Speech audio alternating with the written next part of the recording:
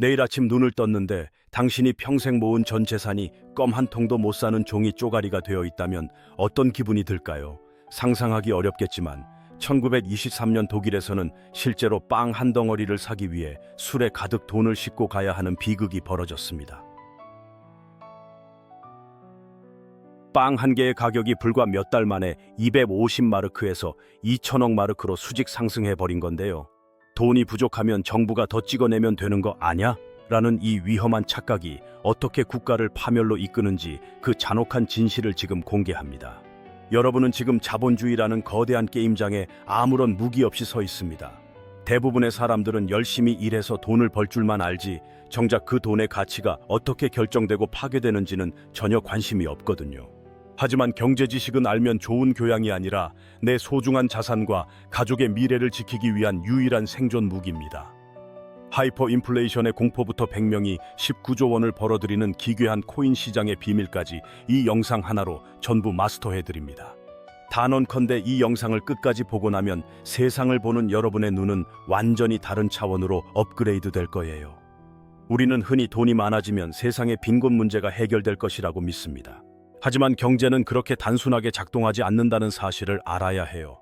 아주 쉬운 비유를 들어볼까요? 여기 5명의 사람이 사는 마을에 딱 5개의 빵만 존재한다고 가정해 봅시다. 모두가 5달러씩 가지고 있다면 빵 한 개의 가치는 자연스럽게 5달러가 되며 완벽한 균형을 이룹니다. 그런데 정부가 선심 쓰듯 모두에게 5달러씩을 더 나눠주면 어떤 일이 벌어질까요?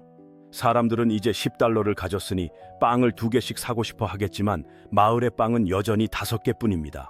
빵집 주인은 사람들이 돈을 더 많이 가졌다는 걸 확인하자마자 가격을 10달러로 올리게 되고 사람들은 예전과 똑같이 빵 한 개만 살 수 있게 되죠. 이것이 바로 돈의 양만 늘어나고 가치는 증발해버리는 인플레이션의 핵심 메커니즘입니다. 이 위험한 유혹에 빠진 국가들의 결말은 언제나 참혹했습니다. 제1차 세계대전에서 패배한 독일은 배상금을 갚기 위해 무분별하게 돈을 찍어내는 손쉬운 길을 선택했습니다. 결과는 재앙이었죠. 물가는 몇 시간마다 2배로 뛰었고 아이들은 돈다발을 장난감 블록처럼 쌓으며 놀았습니다. 돈으로 불을 피우는 게 석탄을 사는 것보다 훨씬 저렴할 정도로 화폐 시스템은 완전히 붕괴되었습니다. 더 비극적인 건 이 혼란 속에서 중산층이 몰락하고 절망이 깊어지자 아돌프 히틀러라는 극단적인 정치 세력이 힘을 얻게 되었다는 사실입니다. 2000년대 짐바브웨 역시 마찬가지였습니다. 잘못된 정책으로 생산 기반이 무너지자 정부는 또다시 돈찍기라는 마약에 손을 댔습니다. 연간 물가 상승률이 897%라는 비현실적인 숫자를 기록하며 100조 달러 지폐로 겨우 달걀 3개를 사는 비극이 연출됐죠. 베네수엘라의 사례는 더욱 충격적입니다. 세계 최대 석유 매장량을 자랑하며 라틴 아메리카의 보석이라 불리던 나라였지만 정부는 석유판 돈으로 무분별한 보조금을 뿌렸고 유가가 폭락하자 그 구멍을 메우기 위해 발권기를 미친 듯이 돌렸습니다. 그 결과 한때 부유했던 국민들은 쓰레기통을 뒤지며 먹을 것을 찾아야 했고 화폐는 지갑을 만드는 종이 재료로 전락했습니다. 이 모든 이야기가 보여주는 교훈은 명확합니다. 경제의 진짜 가치는 인쇄된 종이가 아니라 실제로 생산되는 재화와 서비스의 양에서 나옵니다. 생산성 향상 없는 통화량 증가는 결국 당신의 땀방울을 휴지 조각으로 만드는 도둑질이나 다름없습니다. 중요한 건 돈의 양이 아니라 실제 가치를 창출하는 교육과 기술, 그리고 사회의 시스템입니다. 이제 우리는 돈을 찍어내는 게 해결책이 아니라는 걸 뼈저리게 깨달아야 합니다. 여러분 혹시 어제 1,500원 하던 편의점 라면이 오늘 1,200원으로 내려가 있으면 기분이 어떠신가요? 물가가 싸졌으니 개이득이네 라고 생각하셨다면 정말 위험한 착각에 빠져 계신 겁니다. 물가가 계속해서 떨어지는 현상, 즉 디플레이션은 인플레이션보다 100배는 더 지독하고 무서운 경제적 암세포거든요. 단순히 물건값이 싸지는 게 아니라 여러분의 월급이 뭉텅이로 깎이고 옆자리 동료가 소리 소문 없이 해고되는 지옥 같은 현실의 전조 증상입니다. 본격적으로 파고들기 전에 꼭 구분해야 할 개념이 하나 있어요. 바로 디스인플레이션인데요.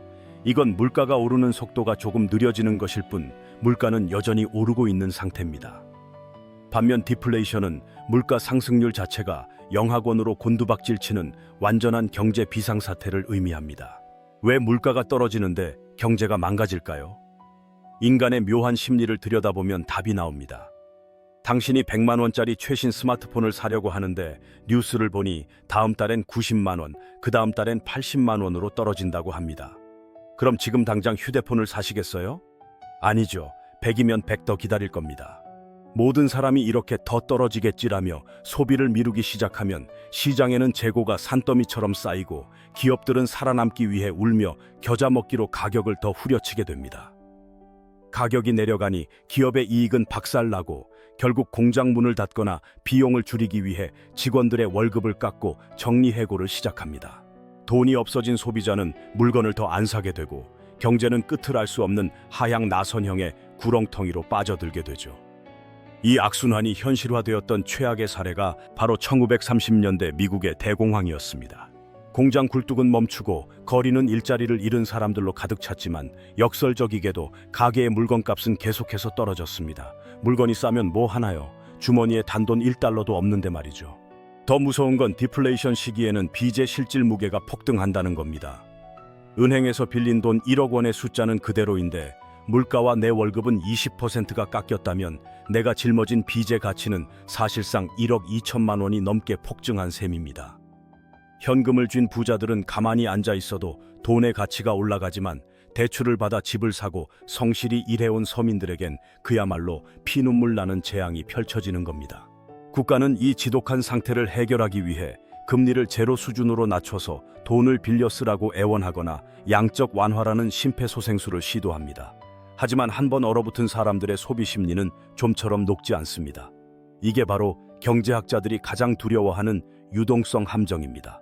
결국 경제는 단순히 숫자의 나열이 아니라 인간의 신뢰와 심리가 얽혀 돌아가는 생태계입니다.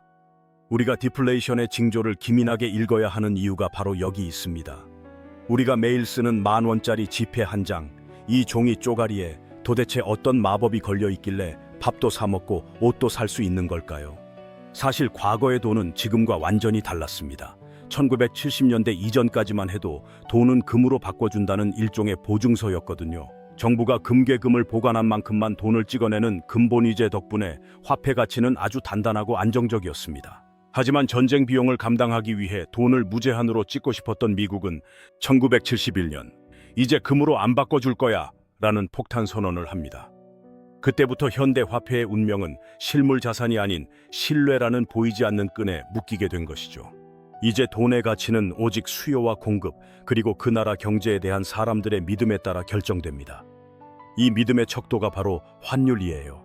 미국 달러가 세계 최강의 자리를 지키는 이유는 전 세계 모든 나라가 석유를 살 때 달러만 쓰기로 약속한 페트로달러 시스템 덕분이기도 하지만 결국 미국 경제가 가장 안전하다는 신뢰가 깔려 있기 때문입니다.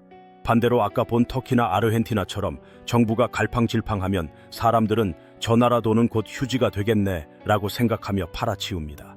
파는 사람은 많은데 사는 사람이 없으니 돈 가치는 곤두박질치고 그게 바로 우리가 매일 뉴스에서 보는 환율 폭등의 본질입니다. 그렇다면 이 환율이라는 야생마를 길들이는 가장 강력한 고삐는 뭘까요? 바로 금리입니다. 금리는 쉽게 말해 돈을 빌려 쓰는 값이에요. 만약 한국의 금리가 5%인데 미국의 금리가 2%라면 전 세계 투자자들은 어디로 갈까요? 당연히 이자를 더 많이 주는 한국으로 달러를 들고 몰려올 겁니다. 그럼 원화에 대한 수요가 늘어나 원화 가치가 올라가고 환율은 떨어지겠죠. 하지만 금리를 무작정 높인다고 다 좋은 건 아니에요. 금리가 높으면 기업들은 대출 이자가 무서워 투자를 포기하고 우리 같은 서민들도 집 대출 이자를 갚느라 지갑을 닫게 됩니다. 이처럼 중앙은행은 환율을 지켜 통화 가치를 보존할 것인지 아니면 금리를 낮춰 경기를 살릴 것인지 사이에서 매일 아슬아슬한 줄타기를 합니다. 특히 미국 연준 의장의 말 한마디에 전 세계가 벌벌 떠는 이유도 여기 있습니다. 미국이 금리를 올리면 전 세계에 퍼져 있던 달러들이 블랙홀처럼 미국으로 빨려 들어가며 다른 나라들의 경제를 뒤흔들어 놓거든요. 결국 환율과 금리의 전쟁은 우리 삶의 모든 것과 연결되어 있습니다. 뉴스에서 우리나라 GDP가 세계 몇 위다라는 소식을 들으면 왠지 우리가 엄청난 부자 나라에 살고 있다는 자부심이 들기도 하지만 정작 내 지갑은 왜 항상 가벼운지 의구심이 들 때가 많을 겁니다. GDP는 쉽게 말해 한 나라를 거대한 공장이라고 상상했을 때 그 공장이 1년 동안 만들어낸 모든 제품과 서비스의 가치를 합친 성적표예요. 빵집에서 구운 빵부터 공장의 자동차, 병원의 진료 서비스까지 전부 돈으로 환산해서 더한 것이죠. GDP는 오직 최종 제품만 계산한다는 아주 중요한 규칙이 있습니다. 빵을 만들 때 들어간 밀가루 값은 따로 세지 않아요. 이미 빵 가격에 포함되어 있으니까요. 만약 밀가루도 세고 빵도 센다면 경제 규모가 뻥튀기 되는 중복 계산의 오류에 빠지게 됩니다. 이 수치 뒤에는 무서운 함정들이 숨어 있습니다. 첫 번째는 인플레이션의 착시입니다. 작년에 빵 100개를 만들어 $300를 벌었는데 올해도 똑같이 100개를 만들었지만 물가가 올라서 $400를 벌었다면 어떨까요? GDP 숫자는 늘었지만 실제 생산량은 그대로죠. 그래서 진짜 성적표인 실질 GDP를 훨씬 더 중요하게 봅니다. 두 번째 함정은 바로 평균의 오류입니다. 1인당 GDP가 높다고 해서 모든 국민이 잘 사는 건 절대 아니에요. 아프리카의 적도 기니는 석유 덕분에 1인당 GDP가 상당히 높지만 실제로 그 부의 대부분은 소수 엘리트가 독점하고 있습니다. 국민의 70%는 여전히 깨끗한 물조차 마시지 못하는 빈곤 속에 살고 있죠. 숫자라는 화장품으로 가난의 민낯을 가리고 있는 셈입니다. 게다가 GDP는 삶의 질을 측정하지 못합니다.